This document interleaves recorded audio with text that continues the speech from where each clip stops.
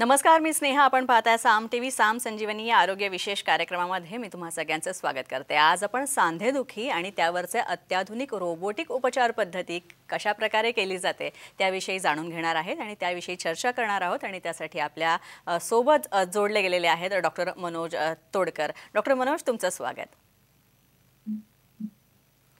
Doctor Manoj यांच्याशी आपण चर्चा करणार आहोत, मात्र त्याआधी थोडक्यात त्यांची ओळख करून देते. डॉक्टर मनोज तोडकर यांनी MS ऑर्थो, DNB ऑर्थो आणि MCH ऑर्थो हे इंग्लंडमधून केलेलं आहे. तर सांधेरोपण शस्त्रक्रियेमध्ये आणि या शस्त्रक्रियेचं प्रशिक्षण जे आहे ते त्यांनी इंग्लंड आणि जपान या देशांमधून घेतलेलं आहे. तसंच 20 वर्षांपासून डॉक्टर ऑर्थोपेडिक सर्जन म्हणून काम करतात, सांधेरोपण तज्ज्ञ म्हणून कार्य करतात. तसंच सध्या पुणे हॉस्पिटलमध्ये ते कार्यरत आहेत आणि जिथे ते पूर्ण कुठल्याही प्रकारच्या जॉईंट रिप्लेसमेंट सर्जरी किंवा सांधेरोपण शस्त्रक्रिया ज्या आहेत त्या करतात. चला तर आता चर्चेला सुरुवात करूया आणि सगळ्यात आधी आपण डॉक्टरांकडून जाणून घेणार आहोत. डॉक्टर, सांधेदुखीमध्ये मुख्यतः गुडघ्याच्या सांध्याची जी झीज होते त्याची कारणं काय असतात? गुडघ्याच्या सांध्याची झीज होते त्याची कारणं वेगवेगळ्या वयात वेगवेगळी असतात. सर्वसाधारणपणे गुडघेदुखी ही आपण म्हणतो वयाच्या साधारण 60 ते 65 नंतर सुरू होते आणि तो वयानुसार होणारा संधिवात असतो. जसं आपलं वय वाढत जातं तसं हाडं ठिसूळ होत जातात. गुडघ्याच्या हाडांच्या वरचा जो खुर्चा असतो, जे आवरण युजली गुळगुळीत असतं, ते आवरण थोडंसं खडबडीत होत जातं आणि ते झिजत जातं. तसंच इतर जे लिगामेंट्स आहेत किंवा दोन हाडांच्या मधली जी गादी आहे, कुशन जे म्हणतो, मेनिस्कस आपण म्हणतो, ते जर थोडंसं वीक झालं किंवा ते फाटलं आणि जर आतलं कुशनिंग इफेक्ट कमी झाला तर हाडं अक्षरशः एकमेकांना घासू लागतात. मसलचा विकनेस, हाडांचा ठिसूळपणा, त्यानंतर गुडघ्याच्या आतलं वंगण किंवा ऑइल कमी होणं, ही जी कारणं आहेत त्याच्यामुळं जी गुडघेदुखी सुरू होते त्याला आपण वयानुसार होणारा संधिवात किंवा आम्ही त्याला शास्त्रीय भाषेमध्ये ऑस्टिओआर्थरायटिस किंवा ऑस्टिओआर्थरोसिस असं म्हणतो. नक्कीच. गुडघेदुखीचं हे एक कारण झालं. इतर कारणं जी आहेत जी वयाच्या साधारण 40 मध्ये जाणवू शकतात, त्याचं सगळ्यात महत्वाचं कारण आहे की आमवात. आमवातला आम्ही शास्त्रीय भाषेत रुमॅटॉइड आर्थरायटिस असं म्हणतो. आमवात म्हणजे हा केवळ गुडघेच नाही, हाताचे सांधे, पायाचे सांधे, पाठ, मान, कंबर, हुबे, पूर्ण स्पाइन आपलं, हे सगळे सांधे जिथे जिथे बॉडीमध्ये आपल्या सांधे आहेत त्या प्रत्येक सांध्याचा तो संधिवात असतो. आमवाताचं मूळ कारण हे अजून नक्की माहिती नाही, पण बऱ्याच पेशंटमध्ये अनुवांशिक असतं. आमवात असलेल्या पेशंटमध्ये RA फॅक्टर ही टेस्ट साधारण पॉझिटिव्ह येते आणि आमवातासाठी पेशंट्सना आयुष्यभर औषध घ्यावं लागतं. हा संधिवाताचा दुसरा प्रकार झाला. तिसरा प्रकार आहे की गाऊट.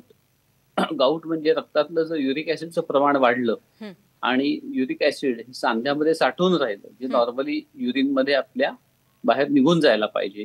झॅन्थिन ऑक्सिडेज नावाचं जे एन्झाईम असतं त्याची जर कमतरता असेल आपल्या बॉडीमध्ये आणि जर युरिक ऍसिड वाढलं तर ते सांध्यात साठून राहतं, त्याचे क्रिस्टल तयार होतात आणि त्यामुळे सांधा सुजतो. विशेषतः पायाचा अंगठा, गुडघा, कोपरा, हुबा, मणक्याचे सांधे ह्याच्यामध्ये हा संधिवात खूप आढळतो.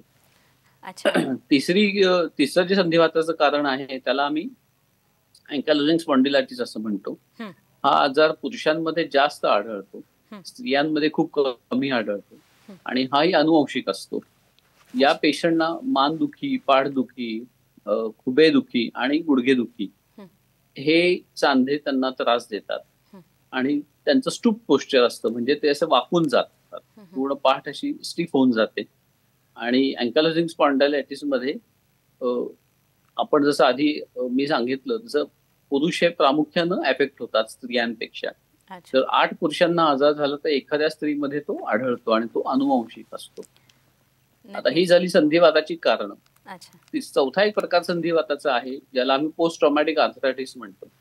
मग एखाद्या गुडघ्याला किंवा एखाद्या सांध्याला जर फ्रॅक्चर झालं किंवा त्यातला लिगामेंट तुटला किंवा त्याला काही सॉफ्ट टिश्यू इंजुरी झाली, मग आतलं कुशनचं खराब झालं, त्याच्यामुळे त्या सांध्याची झीज लवकर होते आणि तो सांधा त्रास देऊ लागतो.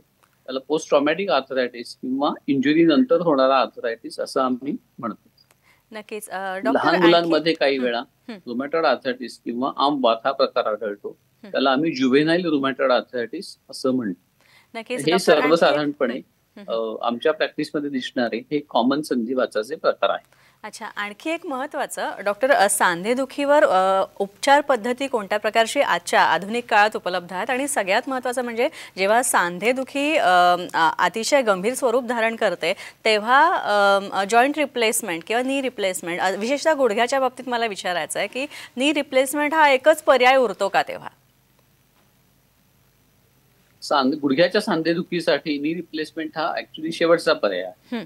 सुरुवातीला आपल्याला ते कुठला सांधा आणि कुठल्या प्रकारे त्याला संधिवात झालाय हे शोधणं महत्वाचं असतं. जसं आपण आधी बोललो, जर वयाच्या 60-65 नंतर गुडघे दुखायला लागले आणि बाकी काही त्यांना सिम्पटम नसतील, तर कुठलेही सांधे दुखत नसतील, दोन्ही गुडघे दुखत असतील, त्याला वयानुसार बाक आला असेल, हाडं ठिसूळ असतील, खुर्च्या झिजला असेल, तर ते पेशंट हे आम्ही ऑस्टिओआर्थरायटिसचे पेशंट असं म्हणतो.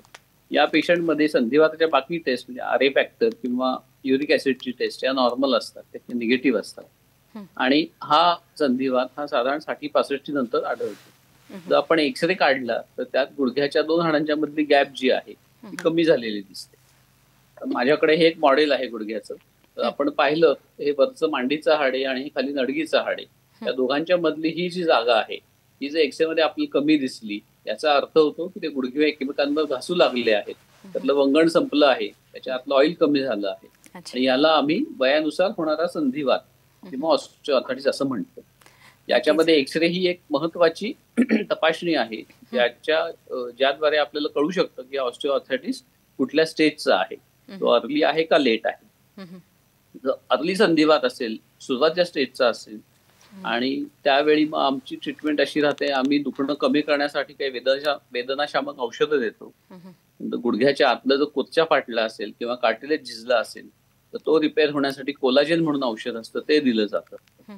ऑस्टिओपोरोसिससाठी कॅल्शियम, व्हिटॅमिन डी, आणि जर गरज असेल तर त्यापुढची ट्रीटमेंट ज्याच्याने हाडांचा ठिसूळपणा कमी होईल, हाडं अधिक बळकट होतील, ते दिलं जातं. आम्ही पेशंटला फिजिओथेरपी सांगतो. ऑर्थोपेडिक ट्रीटमेंटमध्ये फिजिओथेरपी हा अत्यंत महत्वाचा भाग आहे. आणि फिजिओथेरपीने मसलमध्ये ताकद येते, स्नायूंमध्ये ताकद येते, आणि दुसरी गोष्ट सांध्याची हालचाल मेंटेन राहायला मदत होते. जर आपण फिजिओथेरपी न घेता केवळ औषध उपचारांवर अवलंबून राहिलो तर मसलची ताकद मेंटेन राहणं खूप अवघड असतं. तसं सांध्यांची हालचाल सुकर होणं ही अवघड असतं. आणि फिजिओथेरपी हा या संधिवाता ट्रीटमेंटचा हा अविभाज्य भाग आहे. जर पेशंटला रुमॅटॉइड आर्थरायटिस असेल किंवा गाऊट असेल, रुमॅटॉइड आर्थरायटिस मध्ये डिसीज मॉडिफाईंग एजंट म्हणजे जे संधिवात कमी करतील अशी काही औषधं असतात, ती घ्यावी लागतात.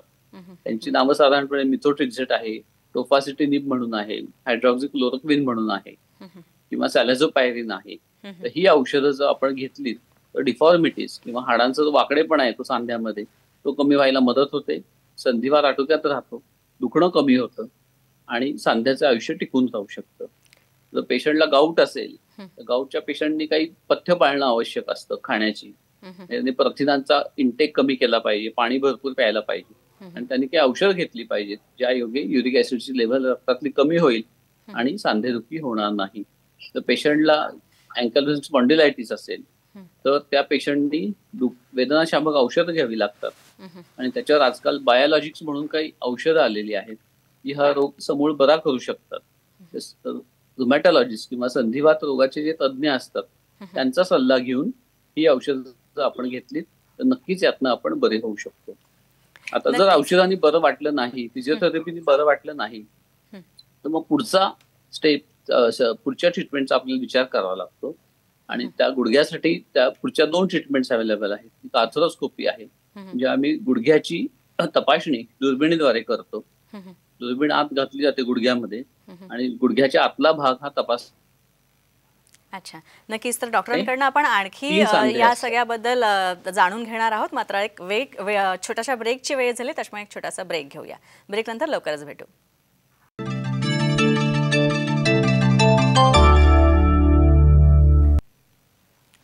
ब्रेक नंतर साम संजीवनीमध्ये आपलं स्वागत. आपण आधुनिक शस्त्रक्रिया सांधेदुखी संदर्भातल्या कुठल्या उपलब्ध आहेत आणि त्यातही विशेषतः रोबोटिक शस्त्रक्रिया ज्या आहेत त्या कशा पद्धतीने करता येतात आणि त्याचे काय फायदे होतात, त्याचे काही तोटे आहेत याविषयी जाणून घेणार आहोत. डॉक्टर मनोज आपल्यासोबत आहेत. डॉक्टर, ब्रेक नंतर आपलं स्वागत.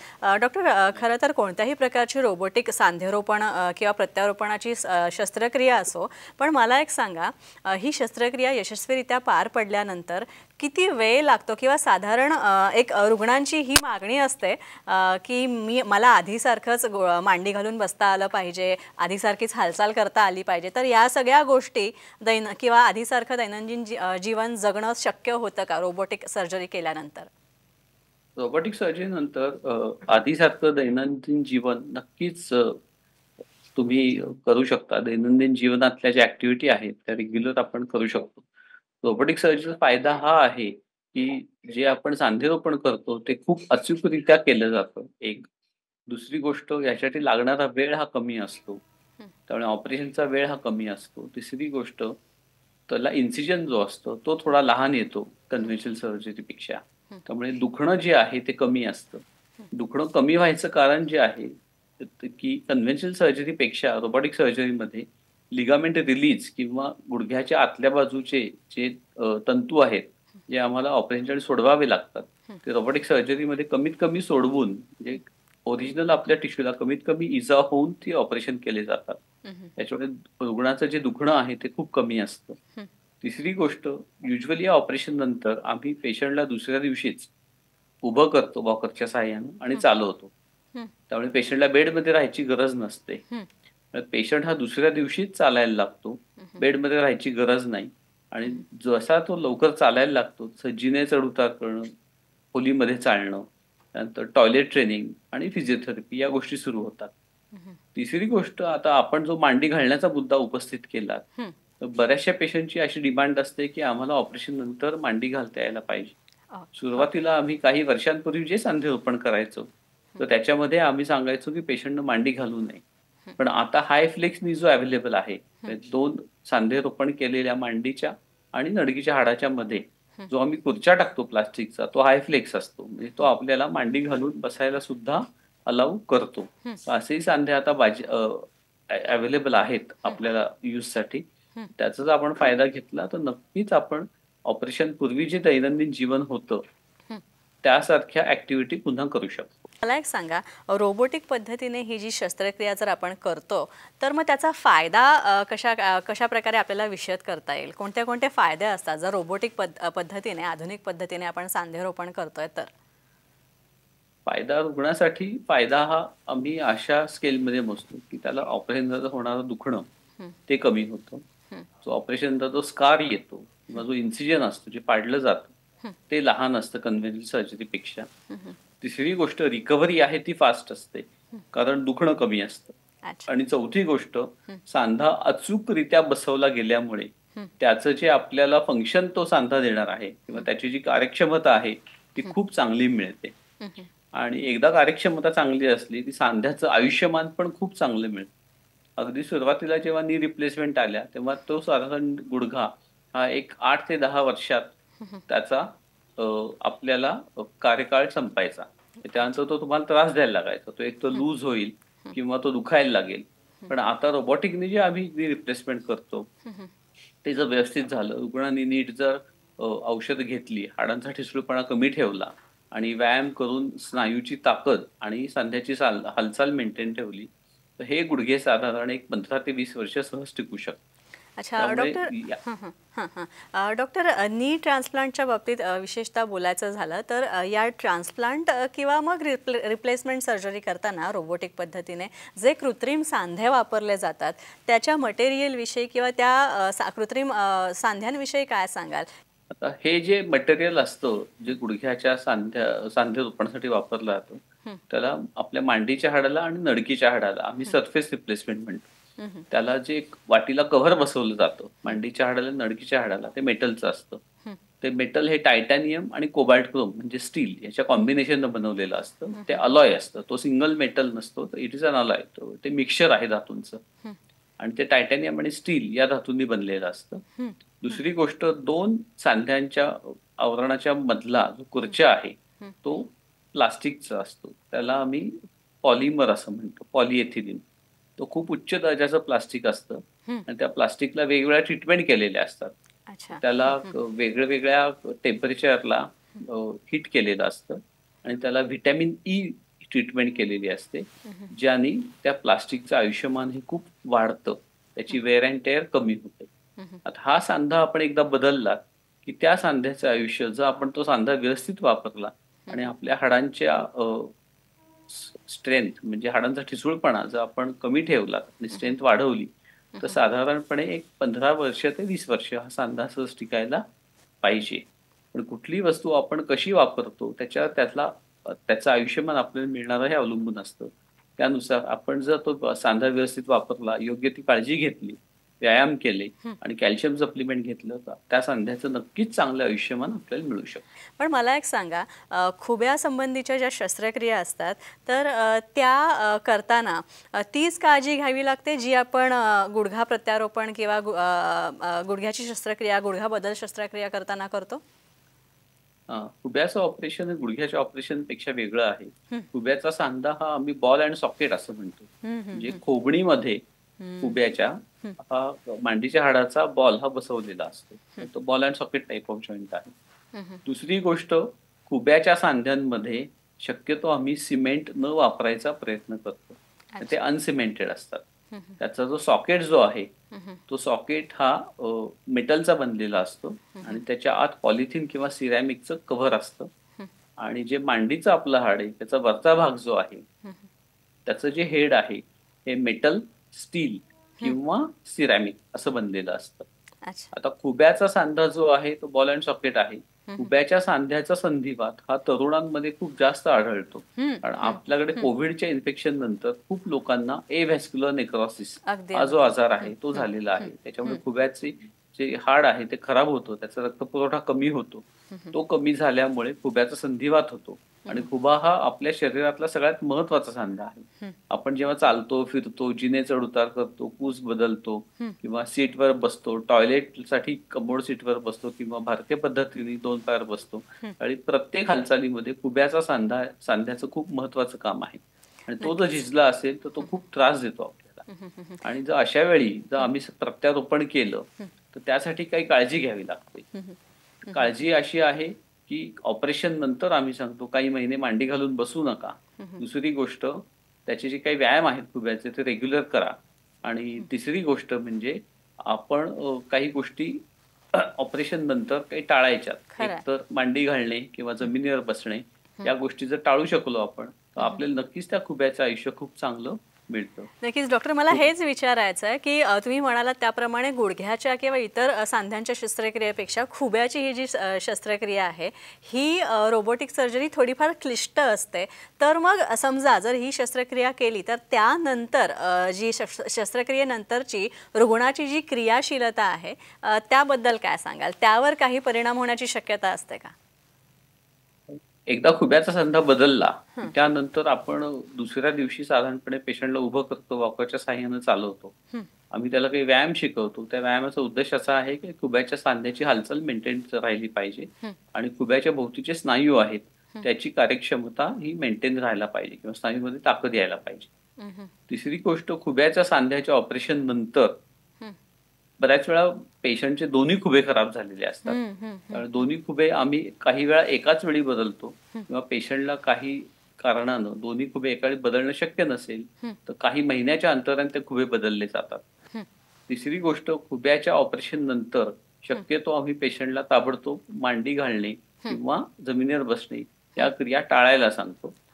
चौथी गोष्ट म्हणजे खुब्याच्या ऑपरेशन नंतर आपण जर व्यायाम रेग्युलर केले, हाडांच्या ठिसूळपणाची काळजी घेतली आणि काही गोष्टी पथ्य पाळली तर आपल्याला नक्कीच तो खुब्याचा सांधा हा लॉंग टर्म मध्ये चांगलं काम देतो आणि आपण आपल्या ज्या रेग्युलर ऍक्टिव्हिटीज आहेत त्या व्यवस्थित करू शकतो.